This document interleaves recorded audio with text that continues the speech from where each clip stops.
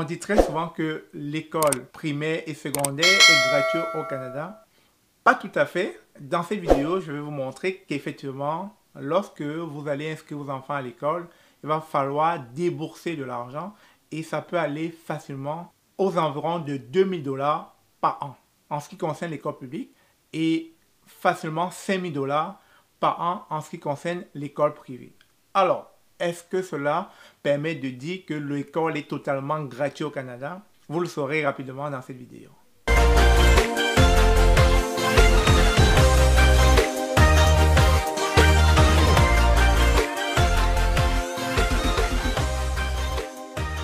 Bonjour, bonsoir, bienvenue sur la chaîne de l'immigration et de l'entrepreneuriat. Aujourd'hui, nous allons parler du système éducatif au Canada. La loi prévoit que les enfants au Canada doivent aller à l'école selon la province ou le territoire. Les enfants peuvent commencer l'école dès qu'ils ont 5 ou 6 ans et continuer jusqu'à un âge qui varie entre 16 à 18 ans. L'école au Canada commence habituellement à la maternelle, suivie de la première année à la 10e année. Commence aussi habituellement à la fin du mois d'août et s'achève à la fin du mois de juin. Et cela fonctionne du lundi au vendredi, sauf les jours de congé. Et aussi, à la fin de vos études, vous aurez un diplôme d'études secondaires pour les élèves qui auront terminé avec succès leur cursus académique. Si vous et votre famille arrivez au Canada durant l'année scolaire, veuillez communiquer avec le conseil ou la commission scolaire de votre région pour trouver une école pour vos enfants. Il appartient donc aux parents de choisir le type d'école pour leurs enfants. Ça peut être une école publique ou une école privée. Dans cette vidéo, je me propose justement de vous donner les différentes options ou bien les différences que vous pourriez trouver entre inscrire vos enfants dans une école privée ou alors les inscrire dans une école publique. Alors, combien coûte la rentrée scolaire au Canada? Prenons le cas du Québec puisque je vis au Québec. La rentrée scolaire est synonyme de dépenses importantes pour les familles québécoises et bientôt pour vous autres qui immigrez au Canada, parce que lorsque vous décidez d'immigrer dans une province, je prends le cas du Québec où je vis, forcément vous allez devoir avoir les mêmes droits que les citoyens québécois. Et donc vous allez possiblement vous rendre compte et à l'évidence que les frais que payent les Québécois, vous devez aussi le payer. Si on prend le cas de l'enseignement public, on dit très souvent que les services éducatifs sont gratuits au primaire et au secondaire. Aussi que cela inclut les services d'enseignement, services éducatifs complémentaires et divers frais administratifs. On entend par divers frais administratifs les ouvertures de dossiers. En revanche, il vous faudra payer pour les services dispensés dans le cadre de projets pédagogiques particuliers, comme les programmes sport-études, art-études, éducation internationale, concentration et profit. Les frais varient grandement en fonction du projet et de l'établissement, de quelques centaines à quelques milliers de dollars. Si vous décidez d'inscrire vos enfants à différentes activités sportives, il va falloir mettre le prix à payer.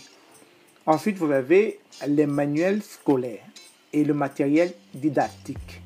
On parle de photocopie, tablette, ordinateur. C'est fourni gratuitement par l'établissement scolaire, mais néanmoins, vous devez quand même payer pour les documents dans lesquels l'élève écrit.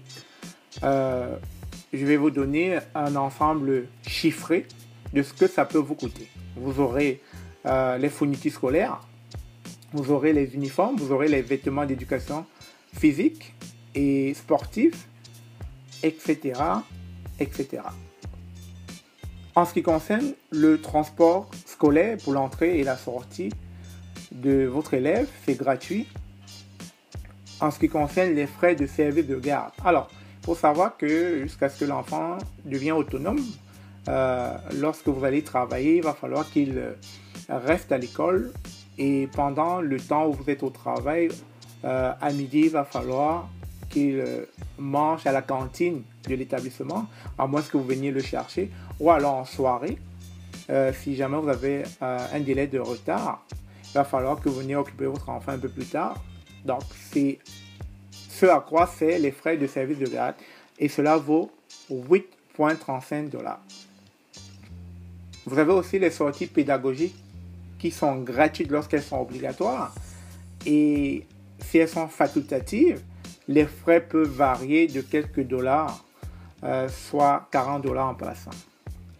Donc, de manière globale, vous avez les frais pour les documents et cahiers, vous avez les fournitures scolaires, vous avez l'uniforme, vous avez les vêtements et chaussures d'éducation physique, vous avez le service de garde. Pour 180 jours, facilement, vous pouvez payer $1,503. Donc, ceci vous donne maximum un total de $2,253 à prévoir pour l'année scolaire de votre enfant. Contrairement à l'enseignement privé qui est vraiment onéreux, si vous décidez par contre d'inscrire votre enfant dans un enseignement privé, alors les frais vont vraiment être onéreux. Le maximum est fixé à $3,735 pour le primaire et $4,793 pour le secondaire. Je pourrais vous mettre la source de ce que j'ai dit dans la description de cette vidéo. Du côté des écoles privées non subventionnées, les frais sont de $5,000 à $15,000 par an et peuvent parfois grimper à plus de $25,000. Donc vous comprenez très souvent pourquoi il va falloir vraiment aller chercher un gros salaire, le salaire à 6 chiffres, pour pouvoir donner une éducation de qualité à son enfant. Parce que très souvent on dit que les enseignements privés donnent une éducation de qualité, contrairement à l'enseignement public. Mais ce n'est pas tout le monde qui a cette prétention d'inscrire son enfant dans l'enseignement privé. Alors, chers parents, vous qui allez arriver sous peu au Canada, vous qui allez être les nouveaux immigrants, voilà un peu une idée de prix auquel il va falloir vous préparer pour les études de vos enfants. Alors, au vu de ce qui suit, au vu de cette différence entre l'enseignement public et l'enseignement privé, au vu du coût, alors, est-ce que vous pouvez maintenant répondre à cette question? Est-ce que l'école est gratuite au Canada? Alors, chers amis, avant de vous laisser, comme je l'ai dit tout en début, il va falloir vous informer sur les différents types d'écoles d'enseignement dans lesquelles va figurer votre enfant. Il est très important surtout de savoir quels sont les coûts qui vont être imputés. Donc, si jamais ce genre de vidéo vous a intéressé, n'hésitez pas à laisser des commentaires. N'hésitez pas à laisser vos préoccupations. Ça va nous faire plaisir de toujours continuellement répondre à vos questionnements, mais surtout de vous apporter des contenus de qualité afin de permettre à une meilleure intégration de votre arrivée au Canada. Sur ce, passez une belle fin de soirée. Au revoir.